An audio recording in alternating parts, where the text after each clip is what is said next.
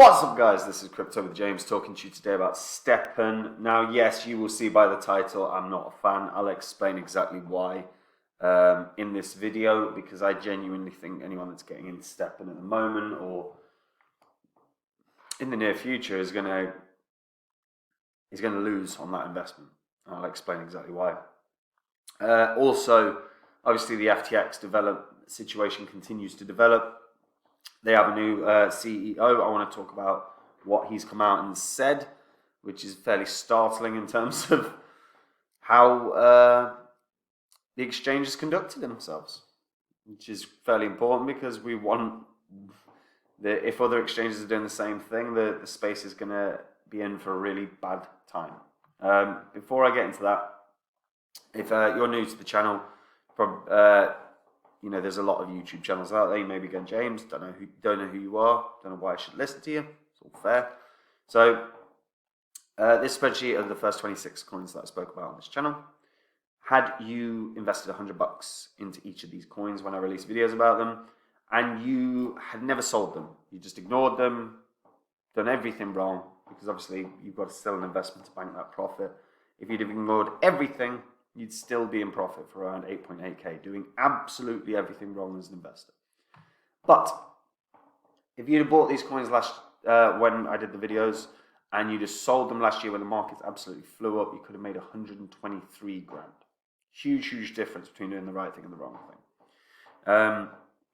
Now, these are not the coins I own now. I sold them last year. These are not what I own. If you want to see the coins that I own, you can go to copymycrypto.com. On that site, I share my entire portfolio. I share every coin I buy. I share every coin I sell. We have tutorials set up for everyone. So there's no barrier to entry, because obviously some people find crypto a pain to get started with. Also, I've been deep diving these markets for 8 years. And as you can see from the spreadsheet, got a nice history of success. If you want to make these kind of gains, you can literally join the site and copy the investments I make. I'm always looking for the next Phantom. Phantom was the big call I made in 2020. I did one Udemy course, and that's all I've done in my life, where I said this is going to be the best investment of the year. And it obviously did huge gains, did 677 times gains. So 2 grand in would have made you a millionaire. When I find the next Phantom, I'm not going to do a Udemy course like last time or go on YouTube. I'm just going to go to the site and tell the members. So if you want to find out about what the next big coin is going to be and get in early, go read the site, guys. The link is in the description. Okay, Steppin. All right, I said I did a video about Steppin months ago. I said this is inevitably going to fall out of the top 100, and I don't think it will. And I think it will fall out of the top 200, to be honest. And I got a lot of stick for it. Now it's out of the top 100. It's on ranked 109th. Now there's a lot that I'm not a fan of here. There's some clever stuff. There is some stuff to like, but I want to break this down. So, if you're unfamiliar with Steppin, Steppin is basically a move to earn crypto. The whole premise is, get people engaging with it, get people playing it, and as a result, they can be rewarded for the exercise that they do. I like it as a sentiment. I like it as a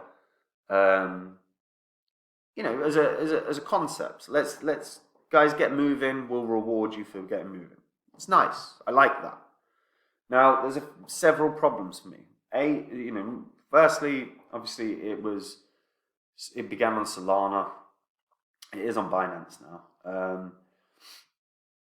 And Alameda Research are heavily invested, which again is not a great sign with everything that's happened recently. But the whole premise is that, move to earn. Proof of movement is the goal, right?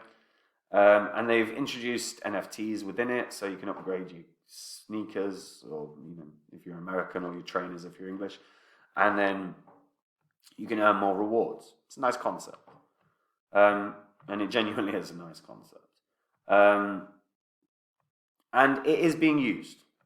If you go to Google Play, like the Play Store, or you go to Apple Store, they're doing, it's been heavily downloaded. It's been heavily used. And the premise, I've gone through this before, but look, you get rewarded based on effectively what you do, the exercise you do. And the sneakers that you own earn you so many rewards per hour. So you've got to build up your rewards to then continue to upgrade your sneakers, and as a result, you'll earn more rewards. And the NFTs are the sneakers, right? Now, again, really nice concept, clever, genuinely clever. Now, they've already organized all the steps for how the tokens are released. So GMT is released via, obviously, the earning mechanism. They can also be introduced into, obviously, pools as well and released via pools. But when GMT earning launched, the classic pool launched first, followed by the rainbow pool, followed by the rainbow plus pool, followed by the rainbow pool, and then followed by the rainbow plus pool, and, clever idea, genuinely clever idea. There's no earning cap for GMT either, which helps for anyone that is actually utilizing it. The hash rate that they base everything on is how much computing power is being used by a network to process the transactions, which is effectively what a hash rate is anyway. Now, there is, as a concept, this is good. This is good. But move to earn models haven't generally been fads. They haven't lasted that long in general. I do feel like this is a fad because right now there's not really utility beyond the game. I don't think the game is going to have consistent users over the course of time. I think that will dwindle. We had Sweatcoin back in the day that still is used, and Sweat have obviously opened up their own crypto economy now. I think Sweat is more likely to take over Steppin than Steppin is to maintain above Sweat. What also doesn't bode well is only 10% of the supply is out. 10% of the supply, so there's still got to be another 90% released. There's got to be another 5.4 billion tokens released. So by the time that happens, to maintain the market cap, it needs to divide by 10, which is not ideal. Like as the tokens are released, we are going to see sell-offs. Of course, we're going to see sell-offs. And the thing that people need to be aware of with all of this is, I'm very aware that the tokens are tradable and the tokens can be utilized for the NFT upgrades, and the NFT upgrades in and of themselves are very valuable in terms of boosting the ecosystem. But for me, this is legitimately going to end up being a fad that dwindles. I get the gamification of fitness. I get all of this. I get the fact that people like this. I get the fact that people want to be rewarded for doing some exercise. But in the scheme of things within crypto, this is not going to be the thing that the blast to the stratosphere, because fundamentally not enough people are going to end up using it. People will forget about this. And in a bear cycle, this is the kind of thing that will get crushed. Now, they have burning mechanisms, which is good. Let's open that up as well. And the burning mechanisms obviously mean that the supply won't fly up at an insane rate.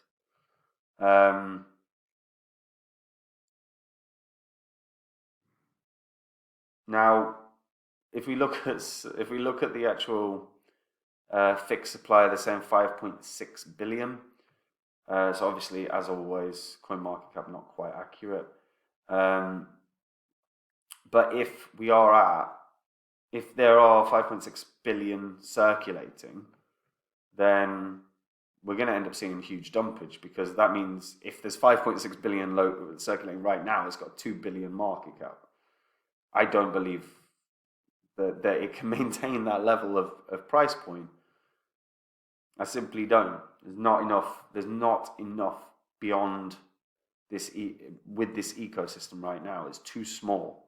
Now, I will counter everything I'm saying by pointing out if they grow, if they build a solid ecosystem around this, and I know they've started trying to build launch pads and stuff, but they need a far, far, far greater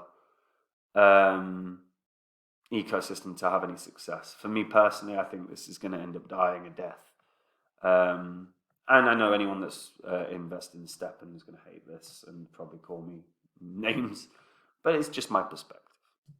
And my perspective is fundamentally, I don't think people will use it in a couple of years. I just don't. And it will, in a bull, if it's still here in the next bull cycle, which it probably will be, of course it will have some level of rally, but I don't think it's ever really, certainly in the next bull cycle, I would be shocked if this ends up back in the top 100. Might get back in the top 100 during the bear cycle because, it's not that far away right now. But in the bull cycle, no. We're going to be having layer 2s everywhere in the top 100. We're going to have, obviously, all the layer 1s. We're going to have the cryptos that have the strong ecosystems, or the games that are heavily, heavily played, or the gaming platforms, or the gaming ecosystems, or, we're not going to, or DeFi blue chips. Steppin is not any of these things. It's a game that people play right now. Will they play it in a couple of years? I think not, personally. But again, it's just a perspective. It's one I would personally stay away from, particularly given that the circulating supply, if CoinMarketCap is accurate, the circulating supply is very, very small in percentage terms right now. And if Solana's details are right, and if there's that many tokens out there, then it's going to tank. There's going to be a sell-off, because of course there's going to be a sell-off. Because also, by the time all the tokens are out, there's no, if there's a fixed supply, there's no value in upgrading your NFTs because you can't earn any more tokens. So, yeah. But let me know what you guys think. Do you think it can do really, really well? Do you think it can be a top 10? Do you think it can be a top 100? Do you think it can hit crazy money? Let me know in the comments down below. If you're a returning viewer, subscribe to the channel. Trying to get the subscribe numbers up. Obviously, it does a lot of good things for the channel, but not least of which is it means I'll be able to get bigger guests on, co-founders of projects, which is what I want to start doing. I want to start getting some interviews out and stuff. So hit the subscribe button. And guys, if you want to see the coins I own, if you want to make these kind of gains, go read copymycrypto.com. On that site, I share my entire portfolio. Every coin I own, every one I buy, every one I sell. I give, you're interested, I give my perspectives on the overall markets on a daily basis. But fundamentally, all I do is deep dive these markets. I identify the cryptos I want to buy. I identify the price points I want to buy. I identify the cryptos that I think are going to have significant gains. Like I said with Phantom, which I'm always looking for another 100x coin. When I find it, I jump on the site. I tell people I'm getting in on this. I explain why, and you get all the information. You can copy along. It's as simple as that. And the link is in the description, guys. And last thing. So the new CEO of FTX, John J. Ray, has shared his thoughts on Sam Bankman-Fried in a court filing.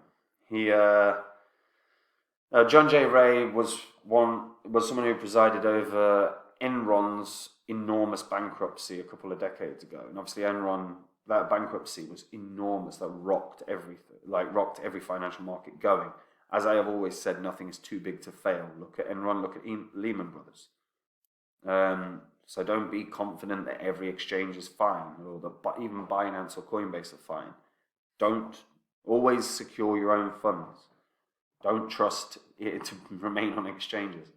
Anyway, John J. Ray said, "Never in my career have I seen such a complete failure of corporate control and such a complete absence of trustworthy financial information has occurred here." And he said, from compromised systems, integrity, and faulty regulatory oversight abroad to the concentration of control in the hands of a very small group of inexperienced, unsophisticated, and potentially compromised individuals, this situation is unprecedented. Yeah, which is no shock, is it?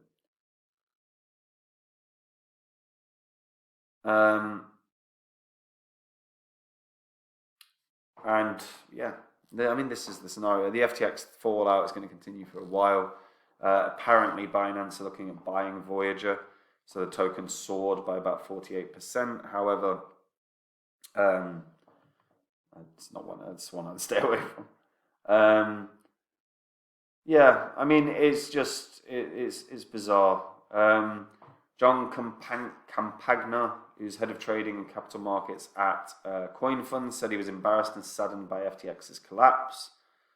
That was one of Coin Funds funds made a small equity investment in FTX. And he said, "I have a burning rage I can't extinguish. It hurt to look at the faces of my teammates and partners this week and last, to look at the faces of my competitors and peers as we tried to help each other navigate the turmoil." And this is it. I mean, the FTX situation is an absolute goddamn mess. It's wrecked, it's damaged the markets. We will experience the fallout for an extended period of time. There is no doubt about that. And we will inevitably see quite a significant amount of exchanges being questioned under this. And I would not be surprised if we see Congress calling in a bunch of leaders of exchanges to explain how they're protecting users. Because, FTX was, and Sam Bankman-Fried was like the golden boy for Congress, the SEC, the government. So this will be a really interesting time, but just as always, guys, I keep repeating this, and I'm going to continue banging on about it. If your crypto's on exchanges, you're being reckless. Do not risk your funds on exchanges. Do not risk an amount that's going to hurt if they went bankrupt. That's simple. Anyway, that's it from me, guys. Lovely note to end on. Take care. Bye-bye.